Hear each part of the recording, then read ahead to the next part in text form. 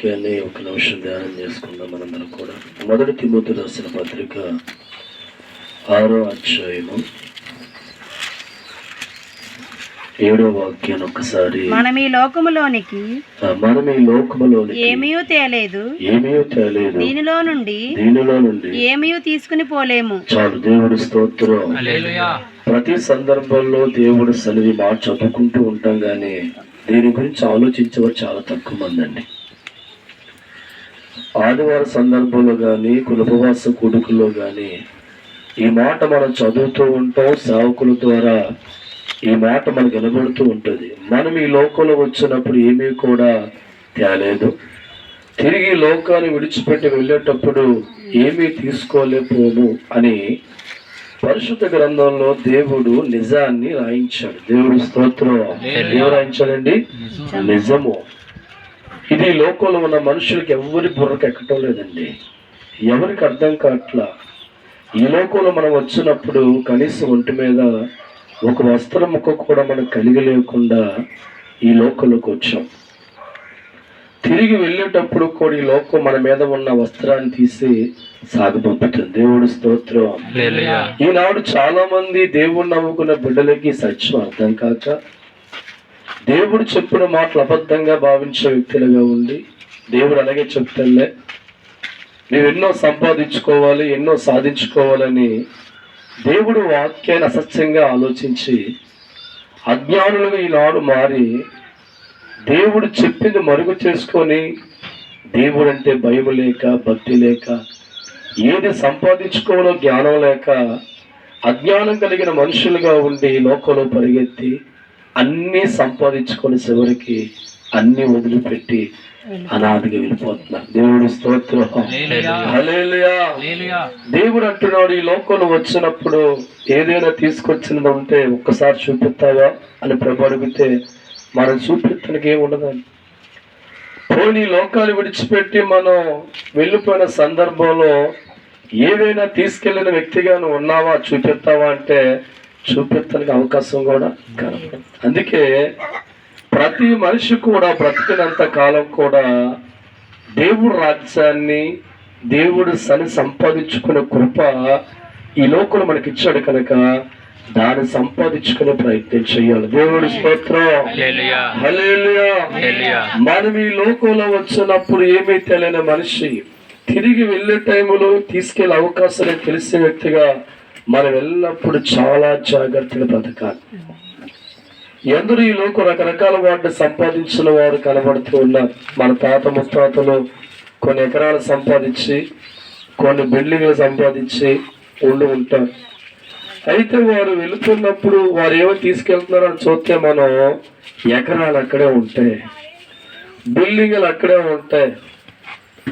మన తాత ముత్తాతల కాలం నుంచి భూమి పుట్టినప్పుడు కాంచి ఈ రోజు వరకు కూడా ఎవరైనా ఈ లోకంలో పుట్టి మరణించిన వాడు ఏమేమి తీసుకెళ్లిన వాడు ఉన్నారా చరిత్రలో చూస్తే ఎక్కడ కూడా దైవజనమా కనీసం తన ఒంటి మీద వస్త్రం కూడా తీసుకెళ్ళాడు. కాబట్టి క్రైస్తవుడి జీవితం ఆత్మ సంబంధమైన జీవితంగా కొనసాగించాలి. లోకంలో ఉన్నవాడికి వాడికి దైవ జ్ఞానం ఉండదు కనుక, దేవుడు చెప్పిన మాటలు వారికి అందించే అవకాశం లేదు కనుక వాడి కళ్ళ ముందు ఎంతో మంది వాడి జీవితంలో ఎంటీగా వెళ్ళిపోతున్నా వాడు ఇంకా ఏదో సంపాదించాలి, సాధించాలని బతుకు పోరాడతారు తప్ప ఆత్మ సంబంధమైన పోరాటం, ఆత్మ సంబంధమైన జయము కొరకు పోరాడలేని వారుగా ఉంటారు. కానీ దేవుని కలిగిన బిడ్డలు ఆత్మ సంబంధమైన పోరాట యోగ్యులుగా మన జీవితం ఉండాలి. ఈ సత్యాన్ని నిద్రలో లేపిన నీ బుర్రకు అందాలి. నిజమే, నేను ఏది కూడా తీసుకెళ్లే పరిస్థితిలో ఉన్నాను, అయితే నా ఆత్మ పరలోకంలో చేర్చబడాలి, మహిమ కలిగిన రాజ్యంలో నా జీవితం ఉండాలని నాకు ఆరాటం, దేవుడు ఉన్న చోటు నేను ఉండని ఆశ మన ఆత్మ సంబంధ పోరాటం ద్వారా సాధించుకోవాలి. దేవుడి స్తోత్రం. ఈరోజు సురేష్ జీవితం దాకా అమ్మ చెప్పినట్లుగా 10 years బ్యాక్ అది నాకు తెలియదండి. 10 సంవత్సరాల క్రితం సురేష్ కుటుంబం నాకు పరిచయం లేదు. ఒక దినాన్న ఫోన్లో అతను పరిచయం అయినప్పుడు తొలిసారి ఫోన్లో దేవుడు ఆత్మ మాట్లాడుతూ ఉన్నాడు. అతను ఎలా ఉన్నాడో, అతని చరిత్ర ఎలా ఉందో, ఏ రీతిగా ఉన్న విషయాన్ని ఫోన్ ద్వారా అభిషేకంతో దేవుడు మాట్లాడుతూ ఉంటే ఆ ఏసీ ఆ కారులో కూర్చున్న ఆయనకి చెమటలు పట్టిని దడపట్టెలా మారిపోయాడు. నా చరిత్ర ఎంత చెప్పాడు ఈయన, నా రోగం అంత వివరించేశాడు, నేనేమవుతానో చెప్పేశాడు అని భయస్థుడిగా మారి ఒక దినాన దావచ్చునుమా దేవుడు ఉన్న చోటుకు వచ్చాడు. దేవుడు స్తోత్రం. ఇందాక అమ్మ చెప్పినట్లుగా దేవుడి చేతుల్లో మనిషి పడితేనే పరిశుద్ధుడు మారుతాడండి. మనుషుల చేతుల్లో జీవితం పెట్టుకుంటే అలగా జనంగా మారిపోతాం. దేవుడి చేతుల్లో పనికిరాని వాడి జీవితం పడుతూ ఉంటే, దేవుడి చేతుల్లో అనారోగ్యతో వాడి జీవితం పడుతూ ఉంటే, వాడు దేవుడి నోట వచ్చిన ప్రతి మాట గుండెల్లో దాచుకునే ప్రయత్నం చేస్తే ఎంత దుష్టుడైనా పరిశుద్ధుడిగా మారిపోతాడు. దేవుడి స్తోత్రం. ఆయన చివరి దినాల్లో నేను కూడా గమనించవాడండి. ఆయన చివరి దినాల్లో ఎంత అనారోగ్యంతో ఉన్న ఆల్ నైట్ ప్రేయర్ మానేవాడు కాదు. కాలు వాపులు వచ్చి ఆవేశం నడవలేకపోయినా ప్రార్థన ఆదివారం మానకుండా ఫ్యామిలీతో వచ్చిన పరిశీలన నేర్చుకున్నాడు. తనకు అర్థమైపోయింది, నా దినములు ముగించబడుతున్నాయి, నా సమయం దగ్గర పడుతుంది, కాబట్టి నేను దేవుడికి ఎంత దగ్గరగా ఉంటే అంతగా నా ఆత్మ పరలోకపోదనుకున్నాడు అనుకున్న. దేవుడి స్తోత్రం. చివరికి రేపు చనిపోతానగా ఉదయం 4:30 ప్రాంతానికి కూడా మా ఇంటికి వచ్చి ప్రార్థన చేయించుకొని అంటే ఎంత నమ్మకం చూడండి, ఎంత నమ్మకం. ఈరోజు చాలా బాధాకర విషయం ఏంటంటే దైవజనమా, మనుషుల మధ్య తారతమ్యము దేవుడికి లేదండి, అది మనుషుల మధ్య వచ్చేసింది. దేవుడికి అందరూ సమానంగా ప్రేమిస్తాడు, అందరితో సమానంగా ఉంటాడు, కానీ దేవుడికి లేని గజ్జ వరకు వచ్చిందంటే మనుషులకే. దేవుడి స్తోత్రం. హల్లెలూయా. మరణించిన తర్వాత సంఘాలతో పనే ఉంది, బంధాలతో పనే ఉంది. బ్రతికినంత కాలం నాదే నీదనుకుని ఎద్దుల్లో కొట్టుకుంటాం. దేవుడి స్తోత్రం. చనిపోయిన తర్వాత సంఘాలు ఉండవు, చనిపోయిన తర్వాత బంధాలు మిగలవు, సమస్తం అక్కడికి వెళ్ళవలసి. దేవుడి స్తోత్రం. హల్లెలూయా. ఇది మనకు అర్థమైన దినాన్న, ఈ సత్యం మనకు అర్థమైన దినాన్న బ్రతికినంత కాలం ఈ లోకం కోసం పరిగెత్తేవారుగా ఉండక, నేను ఎలాగైనా దేవుడు రాజ్యం అనుకు ఆలోచన పరిగెత్తే వ్యక్తులుగా ఈ సత్యం అర్థమైన వారు బ్రతుకుతూ ఉంటారు. ఎందుకంటే ఈ లోకంలో వచ్చినప్పుడు నీ కళ్ళకి ఏది తీసుకురాల నీవు, తర్వాత ఈ లోకానికి వెళ్ళేటప్పుడు విడిచిపెట్టేటప్పుడు అన్ని బంధాలు విడిచిపెట్టాలా. భార్య అనే బంధాన్ని విడిచిపెట్టి సడన్గా వెళ్ళిపోవాలి, బిడల ఉన్న బంధాన్ని విడిచిపెట్టి వెళ్ళాలి, భావమర్దన బంధాన్ని విడిచిపెట్టి వెళ్ళాలి, స్నేహితుల బంధాన్ని విడిచిపెట్టి వెళ్ళాలి. ఈ లోకంలో ఎవరిని సంపాదించుకున్నావో, భార్యని, బిడ్డలని, అన్నదమ్ముల్ని, అక్క చెల్లుల్ని, తోబుట్టుల్ని, భామర్దుల్ని, అక్కడికి ఆస్తుల్ని, ఎంతమంది బంధాలైతే ఈ లోకంలో సంపాదించుకున్నావో ఈ బంధాలన్నీ ఇక్కడ ఆగిపోతాయి. నువ్వు ఒక్కడని ఒంటరిగా ప్రయాణం కట్టాలి. దేవుడి స్తోత్రం.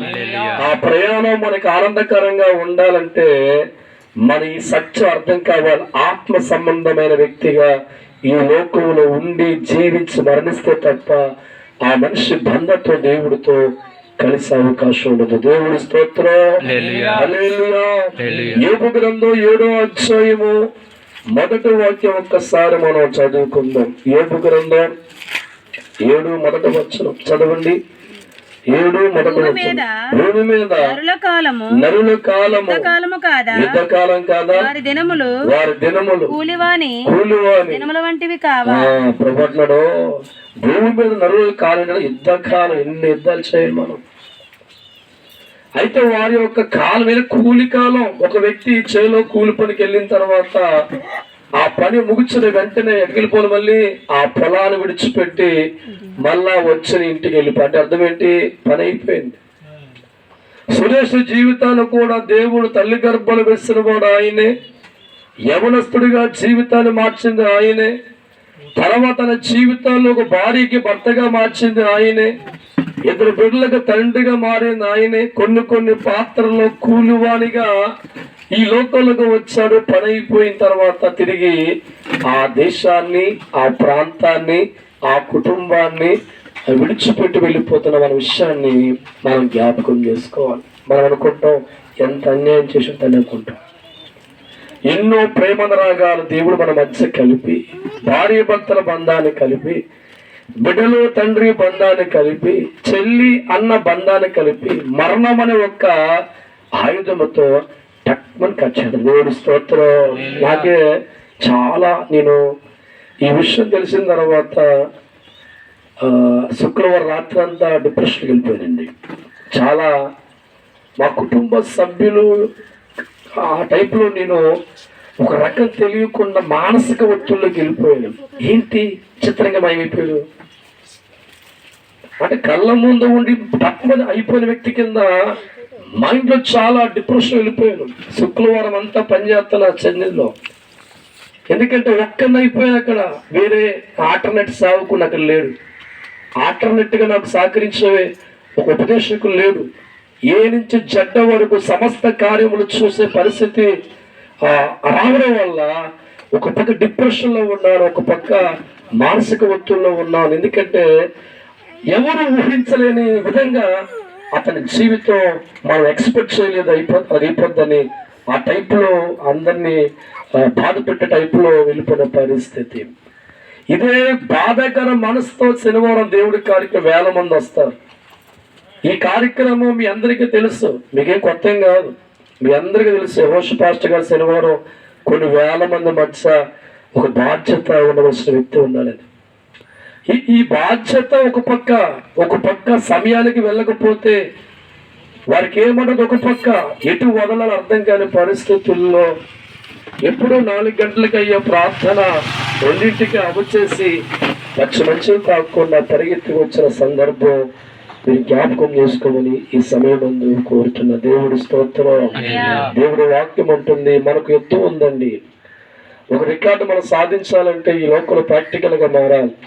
మట్టి మనిషి పరలోకంలో చేరాలంటే యుద్ధంలో గెలవాలి. యుద్ధం ఎన్నో పోరాటాలు మనకు ఉంటాయి. శ్రమలు, కష్టాలు, బాధలు, ఇబ్బందులు, అనేక పోరాటాలు మానవుడికి ఉంటాయంట. ఇవన్నీ కూడా మనం సాధించే వ్యక్తులుగా ఉండి, ఎందుకంటే మన కూలి వాళ్ళతో దేవుడు మనల్ని పోల్చు. ఎందుకంటే పని అయిపోయిన తర్వాత ఆ చేలో రైతు ఉండనివాడు. దేవుడు స్తోత్రం. అలాగే మన జీవితం ఎంతవరకు దేవుడు టైం ఇచ్చాడో ఆ పాత్రలు మనం న్యాయం చేసిన తర్వాత దేవుడు పుట్టించిన దేవుడికి న్యాయం చేసే వ్యక్తిగా మారి మనం ఈ లోకాన్ని విడిచిపెట్టవలసిన వారికి ఉన్నాం కనుక ప్రతి మనిషి కూడా ఈ సత్యాన్ని గ్రహించాం. ఈరోజు చాలా మంది చూస్తుంటే ఒక్కోసారి నాకు నేను పిచ్చుని వాళ్ళకి అర్థం కాదు. దేవుడు స్తోత్రం. హల్లెలూయా. వీడి కళ్ళ ముందు శవం మోసుకెళ్తూ ఉంటాడు, వీడి మట్టిగా డబ్బు కోసం పరిగెడుతూ ఉంటాడు. కళ్ళ ముందు శవం తీసుకెళ్తూ ఉంటే వీడు ఆస్తుల కోసం పరిగెడుతూ ఉంటాం. అంటే వీడికి వెళ్ళిపోడా, ఏదో మనం వెళ్ళిపోవాలిగా. శవం కళ్ళతో చూసి నీకు అజ్ఞానంగా ఎందుకు మనం ఉండాలి? నీ కళ్ళ ముందు ఉన్న వ్యక్తి, ఎంతో వైభవంగా ఉన్న వ్యక్తి ఏమిచ్చుకెళ్ళడం ఆలోచన చేయి. ఇచ్చుకెళ్ళ దానికోసం నువ్వు ఆరాటపడే వ్యక్తిగా నీ జీవితం ఉంటే ఒకరోజు నువ్వు కూడా వెళ్ళిపోవు. దేవుడి స్తోత్రం. ఈ సత్యం నీకు అర్థమైతే, పరమార్థం నీకు అర్థమైతే, నరుల కాలం అంతా యుద్ధకాలం నీకు అర్థమైతే, మన కూలువాలమని నీకు అర్థమైతే, ఏ మనిషి కూడా తనతో దాని కోసం పోరాడక ఉన్న దాంట్లో తృప్తిపడేవాడిగా మారి దేవుడు రాజ్యంలో చేరే అవకాశాన్ని, భూమి మీద మనకిచ్చిన అవకాశాన్ని వాడుకుంటూ తన ఆత్మని చివరికి అక్కడ చేర్చే ప్రయత్నాన్ని చేరుస్తాడు. దేవుడి స్తోత్రం. చివరికి ఈ కుటుంబంలో ఉన్న సురేష్ కూడా సత్యం అర్థమైంది కనుక దేవుని వెతకడం మొదలు పెట్టాడు. దేవుడి స్తోత్రం. హల్లెలూయా. నా జీవితం ముగించే సందర్భం వస్తుందేమో, నా ఆయుష్కాలం కుదించిపోతుందేమో, నీకు దేవుని వెతుక్కోవాలి, దేవుడు మందిరం వెతుక్కోవాలి, దేవుడి సన్నిధి వెతకాలని అనారోగ్యం పెరిగిపోతూ ఉంటే తన మనసు డబ్బును వెతకలేదండి, మేడామిద్దులు వెతకలేదండి, ఆస్తిపాస్తులు వెతకలేదండి. మరణం తప్పించే అంటే నరకానికి పోకుండా తప్పించే దేవుని వెతుక్కోవాలి. నా బిడ్డ ఎంత అనారోగ్యంగా ఉన్నా రాత్రంతా ఆల్రెడీ ప్రార్థనలో కన్నీళ్లతో ప్రార్థించాడు. దేవుడి స్తోత్రం. నేను నమ్ముతున్నాను ప్రభు ఆత్మచేత ఖచ్చితంగా బాబు దేవుడి రాజ్యానికి వెళ్తాడు. దేవుడి స్తోత్రం. ఎందుకంటే తన ప్రవర్తన ఒక గొప్ప మార్పు నేను చూడగలిగాను. అతని మనస్సులోని మాటలు నేను చూడగలిగాను. అతను కోరుకున్న విధానం మేము చూడగలిగాం. అతని చివరికి ఆస్తిని ఆకర్షించే వ్యక్తిగా లేడు కానీ, ధనం కోరుకునే వ్యక్తిగా లేడు కానీ, నా ఆయుష్కాలం ముగుస్తుంది కనుక నేను దేవుడి చేతుల్లో నా కన్ను మూయాలి, దేవుడి చేతుల్లో కార్యక్రమం జరగాలని ఆ బిడ్డ అంత తప్పించేవాడుగా ఉన్నాడంటే తన మనసు చెప్తుంది ఏ చెడ్డ వరకు అతను దేవుడి యొక్క కృపని కోరుకున్నాడు. దేవుడి స్తోత్రం. హల్లెలూయా. కీర్తన గ్రంథం 90వ అధ్యాయము 33వ వాక్యం ధ్యానం చేసుకుందాం. కీర్తన 93వ వాక్యం ధ్యానం చేసుకుందాం. చదవండి. నీవు మనుషులను మట్టికి మార్చుచున్నావు, మట్టిగా నువ్వు మారుస్తున్నావు. నరులారా తిరిగి రండని నీవు సెలవిచ్చున్నావు. చాలా మంది అనుకుంటారు ఇక్కడ ఎక్కడికి వెళ్ళను, ఇదేస్తారు. హల్లెలూయా. నువ్వు రావు అన్నా ఈడ్చిపోతాడు దేవుడు. అదే నీకు నేను రాని ఈ లోకం బాగుందనుకుంటావా? పిలిపోతే ఎగిరిపోతావు పిట్టల్లాగా. దేవుడి స్తోత్రం. నువ్వు రాను బాబా నువ్వు, ఎందుకంటే పిలుస్తాడు. నీకు ఇచ్చిన సమయంలో నువ్వు సద్వినియోగం చేసుకునే వ్యక్తిగా ఉండడం ధర్మం అంతే. దేవుడిచ్చిన ఆయుష్ కాలములో దేవుడి పట్ల భయభక్తులు కలిగిన వారిగా మన జీవితం కాపాడుకోవాలి. దేవుడిచ్చిన ఆయుష్ కాలములో దేవుడి కోసం వాడబడే వ్యక్తులుగా జీవితం మార్చుకోవాలి. దేవుడిచ్చిన ఆయుష్ కాలములో ఆత్మ సంబంధమైన జీవితాన్ని గడిపే వ్యక్తులుగా మార్చుకోవాలి. దేవుడిచ్చిన ఆయుష్ కాలములో మన జీవితాలు ఎంతవరకు ఉపయోగపడతాయి దేవుడికి, అంతవరకు మనం చేసే వ్యక్తులుగా మార్చుకునే వ్యక్తులుగా సిద్ధపడి ఉండాలి. దేవుడి స్తోత్రం. ఎప్పుడు పిలిపోతుందో నీకు మీ ఆవిడికి ఎవరికి తెలియదు, పిలిపి తెలిపోదు అంతే. ఎందుకంటే నరులను మట్టికి మార్చేవాడు ఎవరంట? ఎవరండి? దేవుడే. ఏ దేవుడైతే మానవుణ్ణి పుట్టాలను కోరుకున్నాడో అదే దేవుడు కూడా మానవుడికి మరణం వచ్చిన తర్వాత రావాలని కోరుకుంటున్నాడు. కానీ మనం అనుకుంటాం దేవుడిని ఇష్టపడవండి మనం. అంటే అదే పూడి గుడిసెలో ఉన్న ఒక కుటుంబం పెద్ద బిల్డింగ్లు వెళ్ళాక మళ్ళీ గుడిసెలు కొత్తకుంటుందా? శరీరం ఒప్పుకోదు. ఈ శరీరానికి ఏసీ కావాలి. శరీరానికి హంగామా ఏర్పడిన తర్వాత మళ్ళా తక్కువ టైం రావాలంటే ఒప్పుకో. దేవుడు చంతున్న మనిషి మళ్ళా దేవుడు వద్దకు వెళ్ళవలసిన సందర్భం ఖచ్చితంగా ఉంటుంది. నువ్వెంత జమీందారు అయినా, 50 కోట్ల ఆస్తి కలిగిన వ్యక్తివైనా, దేశాన్ని పరిపాలించే ముఖ్యమంత్రివైనా, రాష్ట్రాన్ని పరిపాలించే ముఖ్యమంత్రివైనా, ప్రధానమంత్రివైనా, నిన్ను గాని దేవుడు పిలిస్తే అన్ని వదిలి చెదిలిపోయావు. దేవుడు స్తోత్రం. కారణం దేవుడు పిలిపొచ్చిన తర్వాత అన్ని బంధకాలు తెగిపోతాయండి. నాకు భార్య ఉంది అంటే అయినా ఆగడం, కొన్నాళ్ళు ఆగొత్తానని చెప్పిన నిలవదు. ఎప్పుడైతే దేవుడు పిలిపోతుందో మన జీవితాలు ఖచ్చితంగా పిలిచిన వాడి వద్దకు వెళ్ళవలసిన పరిస్థితి ఉంటుంది. దేవుడి స్తోత్రం. నరులారా తిరిగి రండని దేవుడు పిలిచినప్పుడు ఎంత ముఖ్య స్థానములో ఉన్నా, ఎంత పెద్ద హోదాలో ఉన్నా, ఏ స్థితిలో ఉన్నా, మట్టి మనిషిగా ఉన్న మన జీవితాలు ఈ లోకములో ఉన్న భావబంధాలన్నీ కూడా విడిపించుకొని వెళ్ళిపోవలసిన పరిస్థితి ఉన్న సంగతిని మన బ్రతికినంత కాలం జ్ఞాపకం చేసుకోవాలి. బ్రతికినంత కాలం మన గుండెల్లో ఉన్న ఆలోచన దేవుడు పిలుపు ఒకటి ఉంది. ఆ పిలుపు ఎప్పుడు వద్దో తెలియదు కనుక నేను ఎలక్ట్గా నా ఆత్మీయ జీవితాన్ని కాపాడుకుంటూ ఉండాలి, దేవుడికి అనుకూలంగా బ్రతకాలి అన్న ఆలోచన కలిగిన వ్యక్తులుగా, భక్తులుగా మన జీవితాన్ని కొనసాగించాలి. ఎందుకంటే బైబిల్ అంటుంది ఆనాడు ఉన్న ఇశ్రాయేలు ఉన్నారంట మీ పరదేశులని యాత్రికులు భావించి బతికారని. అర్థమేంటి? ఇది శాశ్వతం కాదు. అంత ఎందుకండి? ఏ యేసునైతే నువ్వు ఆరాధించావో ఆ తండ్రి గుండెలో ఒక ఆలోచన ఉంది, నేను ఈ లోక సంబంధమైన వ్యక్తిని కాను. మానవుడికి ఈ లోకంలో బతుకుతూ ఉన్నాడు, తన మైండ్ లో ఉన్న ఆలోచన నేను ఎప్పటికైనా పరలోకానికి వెళ్ళవలసిన వాడిని. ఈ లోకములో ఆహారం పూజిస్తున్నాడు. యేసు మైండ్ లో ఉన్న ఆలోచన నేను ఎప్పటికైనా పరలోకం వెళ్ళవలసిన వ్యక్తిని. ఈ లోకములో అమ్మని పిలుస్తున్నాడు, నాన్నని పిలుస్తున్నాడు, శిష్యులు పిలుస్తున్నాడు. తన మైండ్ లో ఉన్న ఆలోచన నేను ఎప్పటికైనా ఈ లోకాన్ని విడిచిపెట్టి పరలోకి వెళ్ళవలసినగా. ఎందరో జీవితాలతో ప్రభువు మాట్లాడుతున్నాడు, ఎన్నో అద్భుతమైన కార్యాలు జరిగిస్తున్నాడు. కానీ యేసు మైండ్ లో ఉన్న ఆలోచన నేను ఎప్పటికైనా ఈ లోకాన్ని విడిచిపెట్టి పరలోకానికి వెళ్ళవలసిన వాడిని. దేవుని స్తోత్రం. అందుకే యేసు ప్రభువు ఎక్కడ కూడా పాపిగా లేడు, ఎక్కడ కూడా లోక పిచ్చి పట్టిన వాడు లేడండి, ఎక్కడ కూడా ధనం కోసం పరిగెత్తే వ్యక్తిగా లేడండి. ఎక్కడైనా స్థిరమైన పెద్ద పెద్ద బిల్డింగుల కోసం పరిగెత్తలేదు. ఎందుకంటే ఆయనకి అర్థమైంది, నేను ఎంపీగా వచ్చాను, ఇక్కడికి టెంపరీగా వచ్చాను, మళ్ళా నేను ఏమైపోవాలంట, ఇక్కడి నుంచి నా తండ్రి పిలిచే టయానికి నేను వెళ్ళిపోవాలి, తప్పని కొట్టి దేవుడు అయిపోవచ్చాను. దేవుడి స్తోత్రం. ఈరోజు ఆ దేవుడిని నమ్ముకున్నావు, నీ మైండ్ లో ఉన్న ఆలోచన నీకు మారదు. ఆ దేవుణ్ణి ఆరాధిస్తా, నీకున్న పిచ్చిపోదు. నీ కళ్ళము సవాలు వెళ్ళిపోతూ ఉంటే నువ్వు మట్టిగా తడువుకుంటూ ఉంటావు. అన్ని దేవుడి స్తోత్రం. మనం అందరం విరువులుగా ఉండకూడదండి, జ్ఞానం ఉండాలి. తిను, అనుభవించు, మంచి వస్త్రం వేసుకో, కానీ మైండ్ లో ఉండవలసింది ఏదో ఒక రోజు లోకాన్ని నేను విడిచిపెట్టి వెళ్ళిపోవాలి. నా పిలుపు నాకు బాధాకరంగా ఉండకూడదు అనుకోవాలి. దేవుడు నన్ను పిలిచే సమయానికి దేవదూతలు స్వాగతం పలికే జీవితం నాకు ఉండాలని కోరుకోవాలి. దేవుడు పిలిచే సమయానికి నేను మంచి పనివాడిగా కనిపించాలి.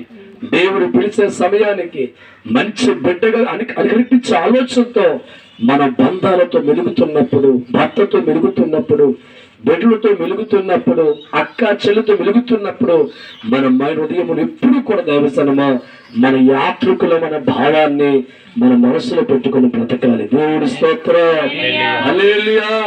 అందుకే దేవుడు వాక్యం అంటుంది, మనిషి మరణము చూడక బ్రతికే నరులు ఎవరిని వాక్యం ఉంది. ఎందుకంటే ఎంతటి వారికైనా మరణం అనేది ఒకటి ఉందనే విషయాన్ని జ్ఞాపకం చేసుకో. ఈనాడు మన జీవితాలు లోకంలో ఉన్న మనుషుల వల్ల అజ్ఞానంగా ఉండక దైవ జ్ఞానం కలిగిన వ్యక్తులుగా మన జీవితం పొందుపరుచుకుంటుంది. మానవులందరికీ కూడా ఒక పిలుపు ఉందని, మానవులందరూ మరణించవలసినగా ఉన్నారని, ఆ పిలుపు నాకు కూడా ఉంటుందని ఆలోచన మన మదిలో ఉంటే దావుసనమా మనం ఎప్పుడూ కూడా దేవుడికి దగ్గరగా జీవించే వ్యక్తులుగా మారిపోతాం. ఎప్పుడు కూడా దేవుడి మాట జమదాటకుండా బ్రతకాలు ఆశపడుతూ ఉంటాం. ఎప్పుడూ కూడా దేవుణ్ణి బాధ పెట్టే ఆలోచన మనం ఎప్పుడూ కలిగి ఉండం. ప్రతి దినము కూడా దేవుడి జ్ఞాపకం చేసుకుంటాం. ప్రతి దినము గడిచే కొలది స్తోత్రము తండ్రి నాకు రోజుచ్చో తండ్రిని ఆలోచన కలిగి దేవుని మహిపరచేవారిగా ఉంటాం. కనుక ఈరోజు సురేష్ గారి ఈ యొక్క కార్యక్రమం మనం తెలుసుకోవాల్సింది ఏంటంటే, ప్రతి మనిషికి రక్షణ ఉండాలి. ప్రతి మనిషి కూడా ఈ లోకం రక్షణ అనే కార్యక్రమాన్ని కలిగి ఉండాలి. బాప్తిస్మ పొందుకున్న వ్యక్తిగా ఉండాలి. దేవుడి సహవాసంలో జీవితం కొనసాగించాలి. ఎల్లప్పుడూ కూడా దేవుడు భయం కలిగి ఉండాలి. వారి గుండె లోతుల దావుసనమా నేను యాత్రికుని పరదేశన భావం కలిగి జీవించాలి. దేవుడి స్తోత్రం. చివరి మాట చూద్దాం. 1వ దశ రాసిన పత్రిక 4వ అధ్యాయము 13వ వాక్యం ధ్యానం చేసుకుందాం. సహోదరులారా, నిరీక్షణ లేని ఇతరుల వలె మీరు దుఃఖపడి నిమిత్తము నిద్రించిన వారిని గూర్చి మీకు తెలియకుండా నాకు ఇష్టము లేదు. యేసు మృతి పొంది తిరిగి లేచనని మనము నమ్మిన ఎడల అదే ప్రకారము యేసునందు నిద్రించిన వారిని దేవుడు ఆయనతో కూడా వెంట పెట్టుకొని వచ్చును. దేవుడికి స్తోత్రం. హల్లెలూయా. ఈ లోకంలో చాలా మంది దేవుళ్ళు లేని వారు ఒక మనిషి దూరం అవుతున్నప్పుడు వారు అనుకుంటారు ఇంక అంతా అయిపోయింది, నా జీవితం ఏంటి అని బాధపడుతూ ఉంటారు. కానీ మనకి ఒక నిరీక్షణ ఉన్నది. ఏంటంటే మనం దేవుళ్ళు కడగబడిన వ్యక్తులుగా మన జీవితాలు ఉంటే, బాప్తిస్మం కలిగిన వ్యక్తి మన జీవితాలు ఉంటే, మనకున్న నిరీక్షణ ఏంటంటే క్రీస్తు ఎలాగైతే మరణించి తిరిగి లేచి పరలోకంలో కూర్చున్నాడో యేసు నిద్రించిన వారి జీవితాలు కూడా ఆయన పునరుద్ధారుడే వచ్చినప్పుడు, రెండో రాకల్లో వచ్చినప్పుడు, యేసు రక్తములో కడగబడి బాప్తిస్మం పొందుకొని దేవుడు మార్గంలో ఉండి మరణించిన వారి భక్తుల జీవితాన్ని కూడా ఆయన వెంట పెట్టుకుని ఇంగుతారంట, మేఘలగా తీసుకెళ్ళిపోతారు. దేవుడి స్తోత్రం. క్రైస్తవుడికి ఉన్న ఆ ఒక్క నిరీక్షణ బట్టి మన ధైర్యంగా బ్రతక. ఈరోజు సురేష్ అయ్యాడు, రేపు ఎవరో ఒకరు ఎప్పటికైనా ఒక మనిషి ఈ లోకాన్ని విడిచిపెట్టి వెళ్ళవలసిన వారే ఉన్నాం. అయితే మనందరికంటే కాస్త ముందుగా ఆ బాబు వెళ్ళాడు. తర్వాత కాలంలో ఎవరు మిగలవండి. దేవుడు స్తోత్రం. హల్లెలూయా. మనిషిగా పుట్టిన వాడికి జీవం ఎలా ఉందో మరణము కూడా ఉంది దేవుడు రాశాడు. అందుకే దేవుడు వాక్యం అంటుంది ఇక్కడ, ఇతరులు నిరీక్షణ లేని వారి వల్ల మీరు ఉండకుండా, దుఃఖపడే మన జీవితం ఉండకుండా మనకు ఒక వాగ్దానం ఇచ్చిన తండ్రి ఉన్నాడని, వాగ్దాన భూమి చేర్చే అవకాశం ఉందని, ఆ నిరీక్షణ బట్టి మనం ధైర్యం తెచ్చుకున్న వారిగా ఉండి మన మధ్య లేని వ్యక్తి గురించి దుఃఖాముఖులు అయ్యే వ్యక్తుల కంటే ఆ వ్యక్తి దేవుడు ఆత్మతో చేర్చబడిన వ్యక్తిగా నమ్మి మనము కూడా దాని నిమిత్తం ప్రార్థించే వ్యక్తులుగా మారాలని పరిశుద్ధ గ్రంథములో దేవుడు రాయించాడు. దేవుడు స్తోత్రం. ఈరోజు సహజంగా చూస్తే మనుషులుగా మనందరం కూడా బాధపడుతూ ఉంటాం. ఎందుకంటే ఇంచుమించు 20 సంవత్సరాలు అనుబంధపరుచుకున్న భార్య ఒక పక్క ఉంటే, చిన్నప్పటి నుంచి కూడా అన్నాన్ని పిలిచే ఒక అనుబంధం ఒక పక్క ఉంటే, వివాహం తర్వాత బావమరది అనే సావాసం ఒక అనుబంధం ఉంటే, ఆత్మీయ బిడ్డ సేవ అనుభవం, అన్ని బంధాలన్నీ కూడా తెగిపోతున్నప్పుడు గుండెలు పిండేసే బాధ ఆ కుటుంబానికి ఉంటుంది, ఆ సేవకుడికి ఉంటుంది, అతన్ని ప్రేమించే ప్రతి ఒక్కరికి కూడా ఉంటుంది. అయితే మనం ధైర్యం తెచ్చుకోవాలి. ఎందుకంటే ఒక నిరీక్షణ మనకు ఉందని ఆలోచించయ్యా. ఆ నిరీక్షనే క్రీస్తు నిద్రించిన వారి జీవితాలు ప్రభు లేపుతారు. మనం అందరం కలుసుకుంటాం. ఎక్కడ? పరలోకంలో కలుసుకుంటాం. దేవుడి కడగబడిన ప్రతి మనిషి జీవితం ముగించబడుతున్నప్పుడు ఆ మనిషి ఆత్మ దేవుడి సొంతం ఉంటుంది కనుక మనము కూడా ఒక దినాన్న అక్కడికి వెళ్ళవలసిన వారు ఉన్నాం కనుక సురేష్ మరణాన్ని బట్టి మనం ఎప్పుడు తెలుసుకుని ఈ విషయాన్ని జాగ్రత్త గుర్తుపెట్టుకొని మన పరదేశులమని, యాత్రికులమని, దేవుడు మనకిచ్చిన ఈ సమయంలో వ్యర్థంగా చేసుకోకుండా మంచి పోరాటం పోడాలి, గెలిచి ఆయన చెంత చేరాలని మన మైండ్లో గుర్తుండాలి. మన కళ్ళ ముందు ఉన్న మనుషులు ఏం తీసుకెళ్లారో కనిపెట్టాలి. మన తాత ముత్తాతలు ఏం తీసుకెళ్లారో కనిపెట్టాలి. రాజకీయ నాయకులు ఏం తీసుకెళ్లారో కనిపెట్టాలి. దేశాన్ని పరిపాలించే ప్రధానమంత్రి గతంలో ఉన్నవారు ఏం తీసుకెళ్లారో కనిపెట్టాలి. ఈ రకంగా మనం చూస్తున్నప్పుడు మనం తెలుసుకోవాల్సిన జ్ఞానం, తల్లి గర్భం నుంచి లోకానికి వచ్చినప్పుడు ఒంటి మీద గుడ్డ ముక్కలేకి వచ్చిన మనిషి తల్లి గర్భంలోంచి వెళ్ళిపోయిన తర్వాత గుడ్డ ముక్కలు వెళ్ళిపోతారు. కానీ క్రైస్తవుడు కొన్ని తీసుకెళ్తాడండి. ప్రార్థన జీవితం, ధర్మ కార్యాలు, దేవుడి కోసం త్యాగాలు తన వెనకాల వస్తాయి. అవి అంటాయంట, ఫలాని వ్యక్తి ఇలా చేశాడయ్యా, ఫలాని వ్యక్తి సువార్తలు కష్టపడ్డాడయ్యా, ఫలాని వ్యక్తి నీ సువార్త గుంపులు ఇప్పుడయ్యా, ఫలాని వ్యక్తి 24 hours నీ నామలో ఉన్నాడయ్యా. అవి చెప్పిన సాక్ష్యాన్ని ఆధారంగా చేసుకుని వెళ్ళాలి. అలా వెళ్ళేవారిగా మనం ఉండాలి. ఈరోజు సురేష్ కుటుంబాన్ని, వారి భార్యని, వారి బిడ్డలని దేవుడు ఆదరించి ధైర్యపరిచి వాళ్ళు ఓదార్చిన కాక. కళ్ళు మూసుకుని ప్రార్థన. పరిశుద్ధుడ, ప్రేమ కలిగిన తండ్రి, మీకు వందనాలు. ఈరోజు సురేష్ కుటుంబాన్ని మీరు జ్ఞాపకం చేసుకోండి తండ్రి. పరమ యజమానిగా ఆ కుటుంబానికి మీరు ఉండమని ప్రార్థిస్తున్నాను. ఈ లోకంలో మనుషులందరూ విడిచిపెట్టే వరకు ఉన్నప్పటికి కూడా దేవుడు అనేవాడిని అత్తుకుంటే ప్రభా ఎన్నడూ విడిచిపెట్టే దేవుడు కాదు.